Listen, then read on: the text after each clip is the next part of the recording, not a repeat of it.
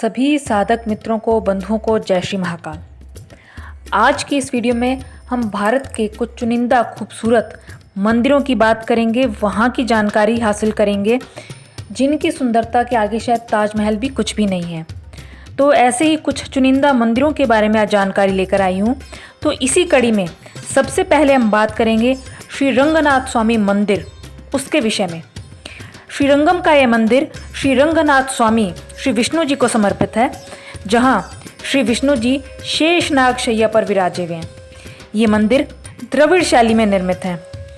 श्रीरंग अपने श्री रंगनाथ स्वामी मंदिर के लिए प्रसिद्ध है, जो हिंदुओं में मतलब विशेष रूप से जो वैष्णव संप्रदाय है उनका एक प्रमुख तीर्थ यात्रा गंतव्य है और ये भारत के सबसे बड़े मंदिर परिसरों में से एक है। इस मंदिर की वेबसाइट के अनुसार श्रीरंगम मंदिर को दुनिया का सबसे बड़ा क्रियाशील हिंदू मंदिर माना जा सकता है, क्योंकि इसका क्षेत्रफल लगभग 6,31,000 वर्ग किलोमीटर यानी कि करीब 156 एकड़ है, जिसकी परिधि 4 किलोमीटर है।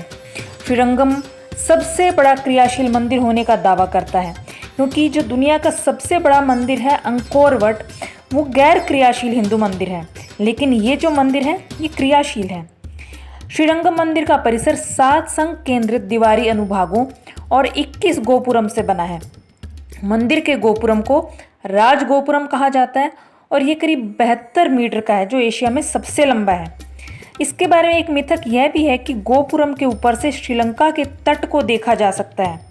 इस मंदिर का गठन 7 प्रकारों के अर्थात उन्नत घेरों से हुआ है, जिसका गोपुरम अक्षीय पथ से जुड़ा हुआ है, जो सबसे बाहरी प्रकार की तरफ सबसे ऊंचा और एकदम अंदर की तरफ सबसे नीचा है। अब यदि पौराणिक कथाओं और पौराणिक मान्यताओं की बात करें इस मंदिर के संदर्भ में, तो वैदिक काल में गोदावरी नदी के तट पर गौतम ऋषि का आश्रम था। उस समय अनेक क्षेत्रों में जल की काफ़ी कमी थी। एक दिन जल की तलाश में कुछ ऋषि गौतम ऋषि के आश्रम जा पहुँचे। अपने यथाशक्ति अनुसार गौतम ऋषि ने उनका आदर सत्कार कर उन्हें भोजन कराया, परंतु ऋषियों को उनसे ईर्ष्या होने लगी। उर्वरक भूमि की लालच में ऋषियों ने मिलकर छल द्वारा गौतम ऋषि पर गौ हत्या का आरोप लगा दिया तथा उनकी संपूर्ण भूमि हथिया ली। इसके बाद गौतम ऋषि ने श्रीरंगम जाकर श्री रंगनाथ श्री विष्णु की आराधना की और उनकी सेवा की। गौतम ऋषि की सेवा से प्रसन्न होकर श्री रंगनाथ ने उन्हें दर्शन दिया और पूरा क्षेत्र उनके नाम कर दिया। और गौतम ऋषि के आग्रह पर स्वयं ब्रह्मा जी ने विश्व के सबसे बड़े इस भव्य मंदिर का निर्माण किया था। भगवान श्री राम के वनवास काल में इस मंदिर में देवताओं की भगवान राम के द्वारा पूजा की जाती थी और रावण पर श्री राम की विजय के बाद मंदिर और देवताओं को राजा विभीषण को सौंप दिया गया।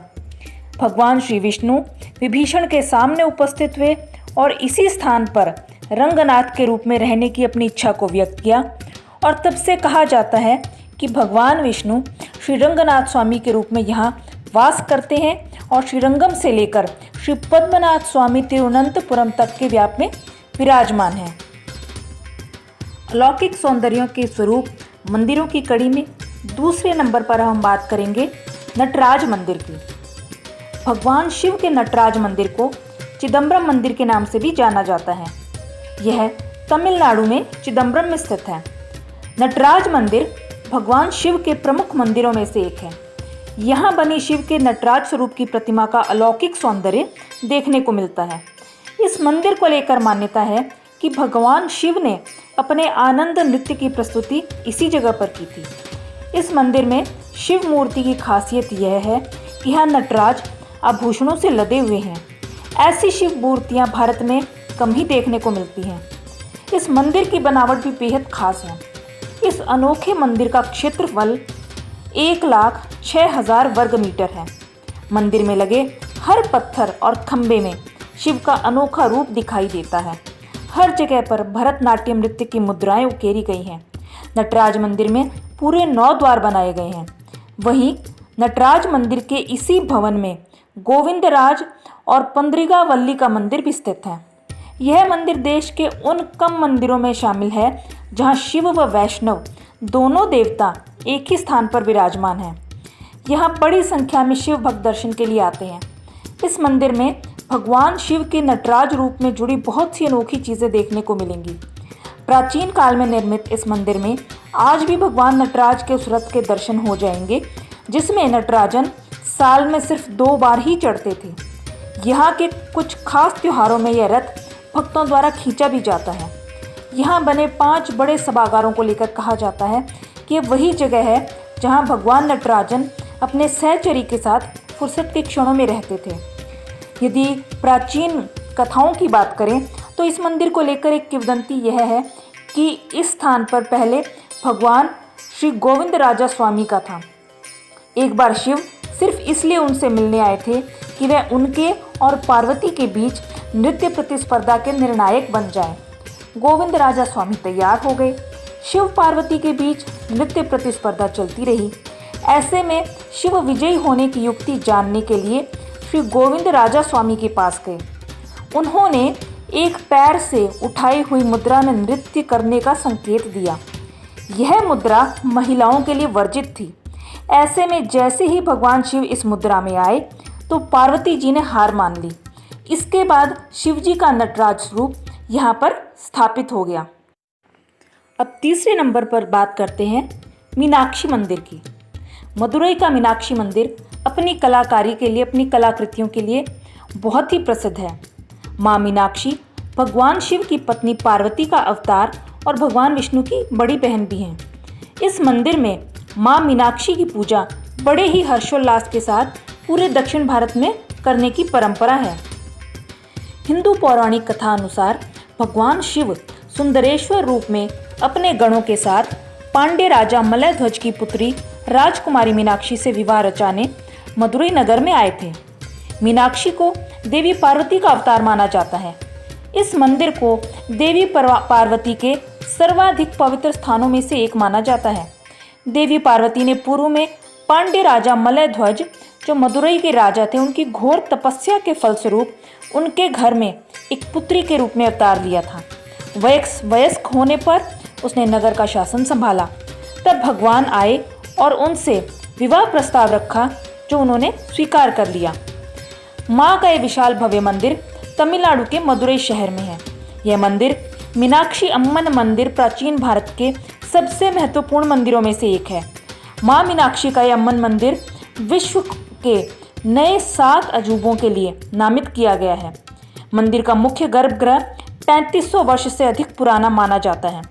यह मंदिर भी भारत के सबसे अमीर मंदिरों में से एक है। हिंदू पौराणिक ग्रंथों के अनुसार भगवान शिव सुंदरेश्वर रूप में अपने गणों के साथ पांड्य राजा मलयध्वज की पुत्री राजकुमारी मीनाक्षी से विवाह रचाने मदुरई नगर आए थे, जो कि मीनाक्षी देवी माँ पार्वती का रूप है।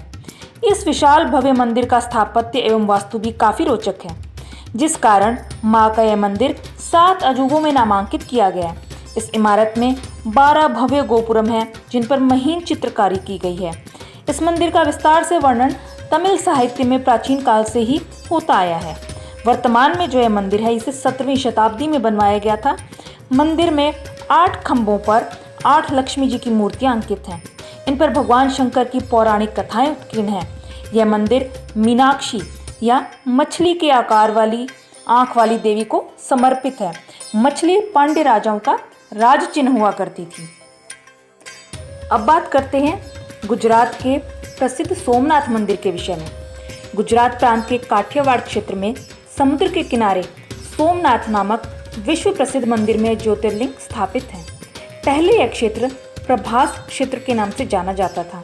यहीं भगवान श्री कृष्ण ने जरा नामक व्याध के बाण को निमित्त बनाकर अपनी लीला का संवरण किया था। यहाँ के ज्योतिर्लिंग की कथा का पुराणों में इस प्रकार से वर्णन है। दक्ष प्रजापति की 27 कन्याएं थीं और उन सभी का विवाह चंद्रदेव के साथ हुआ था, किंतु चंद्रमा का समस्त अनुराग व प्रेम उनमें से केवल रोहिणी के प्रति ही रहता था। उनके इस कृत्य से दक्ष प्रजापति की अन्य कन्याएं बहुत ही अप्रसन्न रहती थी। उन्होंने अपनी यह व्यथा अपने पिता को सुनाई। दक्ष प्रजापति ने इसके लिए चंद्रदेव को अनेक प्रकार से समझाया, किंतु रोहिणी के वशीभूत उनके हृदय पर इसका कोई प्रभाव नहीं पड़ा।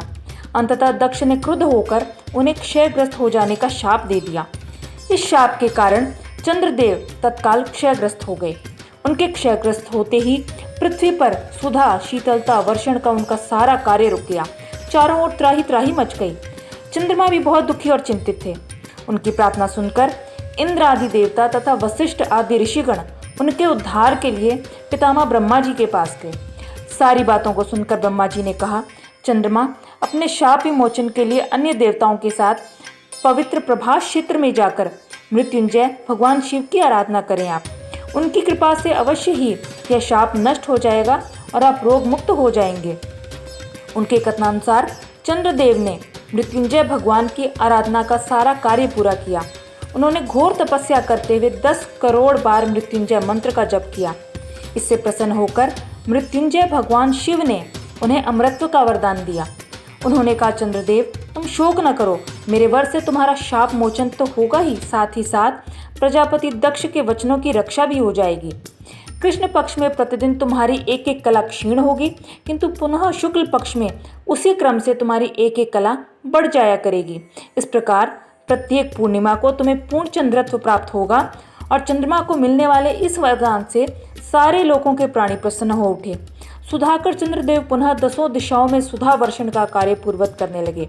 शाप मुक्त होकर चंद्रदेव ने अन्य देवताओं के साथ मिलकर मृत्युंजय भगवान से प्रार्थना की कि आप माता पार्वती जी के साथ सदा के लिए प्राणों के उद्धारार्थ यहाँ पर निवास करें।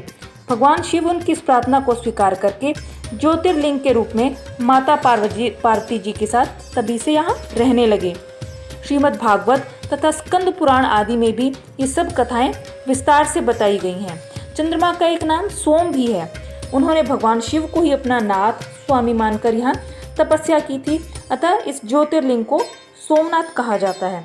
यह लिंग शिव के 12 ज्योतिर्लिंगों में से पहला ज्योतिर्लिंग माना जाता है। ऐतिहासिक सूत्रों के अनुसार आक्रमणकारियों ने इस मंदिर पर 6 बार आक्रमण किया।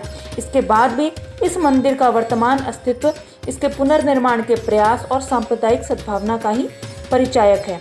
7वीं बार यह मंदिर कैलाश महामेरु प्रसाद शैली में बनाया गया है। इसके निर्माण कार्य से सरदार वल्लभ भाई पटेल भी जुड़े रह चुके हैं।